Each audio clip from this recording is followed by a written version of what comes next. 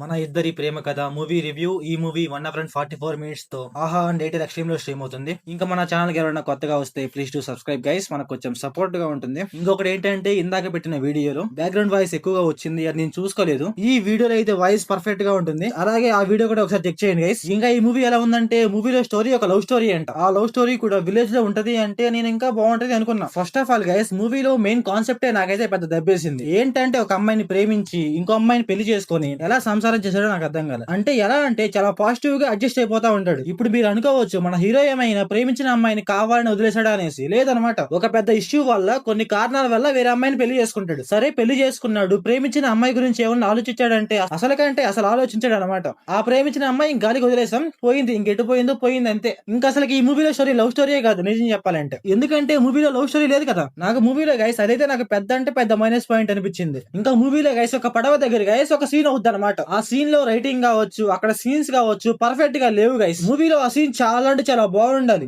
ఎందుకంటే మూవీకి ఆ సీన్ చాలా అంటే చాలా important scene. First of all మూవీలో అదే బాగుండదు. అసలుకి మూవీ మొత్తం ఎలా ఉంటుందంటే, మూవీలో స్టార్టింగ్ ఒక 1 hour మొత్తం మన హీరోకి కష్టాలు విపరీతంగా వచ్చేయాలి. ఎలా అంటే మన హీరోని ఎవరైనా చూస్తే కొట్టేయటం, చీ అనుకోవటం, ఎవడు పనిలో పెట్టుకోపోవటం, ఇలాంటివన్నీ ఉంటాయి. లాస్ట్ ఒక 40 minutes ఎలా అంటే మన హీరో చాలా మంచోడు, బుద్ధిమంతుడు. ఇంకా మన హీరోకి అన్ని అదృష్టాలే, కష్టాలు మొత్తం పోయినాయి. మన హీరోకి అన్ని కష్టాలు పోయిన తర్వాత మన హీరో చచ్చిపోతాడు. ఎందుకు చచ్చిపోతాడు, దానికి ఏమన్నా రీజన్ ఉందా అంటే లేదనమాట, చంపేస్తాం అంతే. అక్కడ ఒక ఎమోషన్ రావాలి, చంపేస్తాం. సరే చంపేశారు, ఆ ఎమోషన్ ఏమన్నా వర్కౌట్ అయిందా అంటే లేదనమాట. అసలు ఆ ఎమోషన్ కి ఆ సీన్ కి సంబంధమే ఉండదు అనమాట. లాస్ట్ క్లైమాక్స్ గైస్ ఎంత క్రింజ్ గా ఉంటుందంటే అంత క్రింజ్ గా ఉంటుంది. మన హీరోయిన్ ప్రెగ్నెంట్ అనమాట, రేపు డెలివరీ అవుతుంది. ఈ రోజు ఎవడన్నా ముందు దాగి పార్టీ చేసుకుంటాడా? మూవీలో ఇలాంటి 1-2 కాదు గైస్, చాలా అంటే చాలా ఉన్నాయి. సరే ఇంకా ఈ మూవీ ప్లాట్ లైన్ ఏంటంటే, ప్రేమించిన అమ్మాయిని కాకుండా వేరే అమ్మాయిని పెళ్లి చేసుకుంటాడు. అసలు ఎందుకు చేసుకున్నాడు, ఏం జరిగింది అని మనం మూవీలో చూస్తాం.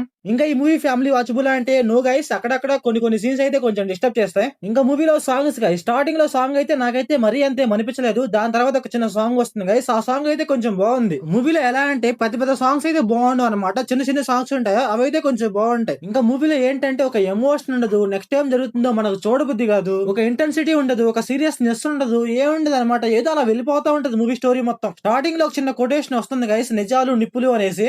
అది కూడా నాకైతే మరీ అంతే అనిపించలేదు. లిటరల్లీ చెప్పాలంటే ఆ కొటేషన్ కి మూవీకి సింగే ఉండదు గైస్. ఇంకా మూవీలో performance and direction guys normal గా ఉన్నాయి, హీరో కొంచెం బాగా చేశాడు అనిపించింది అంతే. సో ఓవరాల్ గా మూవీ ఎలా ఉందంటే నాకైతే నచ్చలేదు గైస్.